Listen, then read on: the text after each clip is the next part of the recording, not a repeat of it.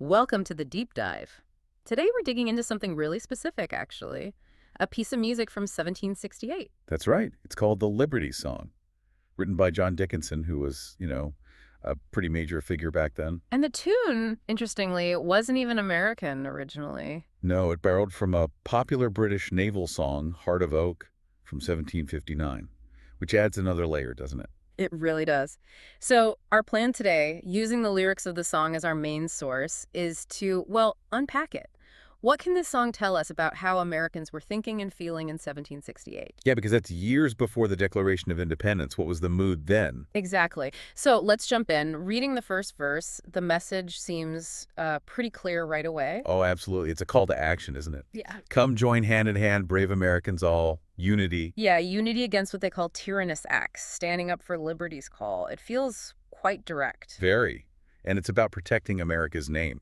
There's already this sense of a collective American identity being asserted. And then you hit that chorus. Wow. In freedom we're born and in freedom we'll live. Powerful stuff. It's like a fundamental statement of being. And it connects directly to that line about money, about taxes. Our purses are ready. Steady, friends, steady. Right.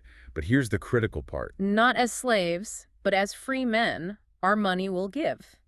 It's not if they'll contribute, it's how. The terms. Precisely. It's about consent and status. Being treated as free citizens, not, well, subjects who just have to pay out. And they root this idea, this freedom in their history. They talk about their worthy forefathers. Who came through oceans to deserts.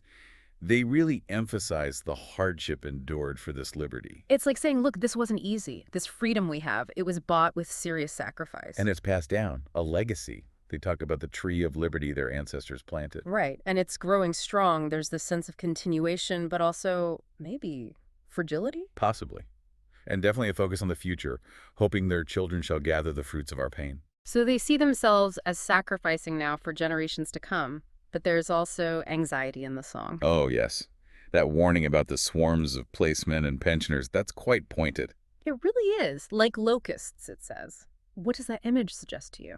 Well, locusts consume everything, right? It's a fear of exploitation, of people sent over from Britain who aren't invested in the colonies, just there to kind of drain resources. Making the colonists drudge for what others shall spend, you can feel the resentment there. Definitely. And that builds towards some really strong declarations of resolve later on.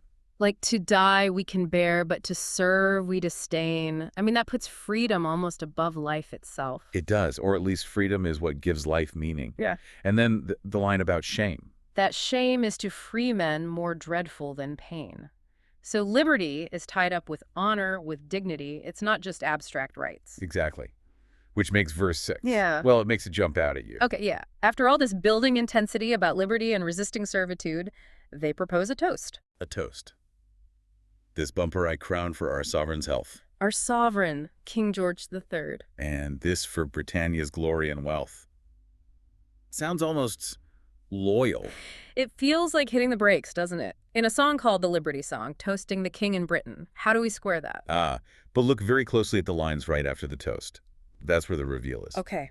That wealth and that glory immortal may be, right here it is. If she is but just, and if we are but free. If. That little word changes everything. It's entirely conditional. So it's not really a pledge of loyalty at all. It's more like a warning or setting terms. I think that's a great way to put it. Saying, look, this relationship, the shared glory and wealth, it can continue, but only if Britain acts justly and respects our freedom. The condition is everything. Wow. So in 1768, they're drawing a line, but maybe not totally severing the tie just yet in their minds. It certainly seems that way from this song. It's a demand for rights within the empire, perhaps. A very strong demand, backed by the implicit threat that if those conditions, justice and freedom, aren't met, well, the toast becomes meaningless. So summing up what this one song shows us, it's a clear sense of American identity. A strong resistance brewing against perceived injustice. A real connection to their founding story, the sacrifices made. And this complex, very conditional relationship with Britain.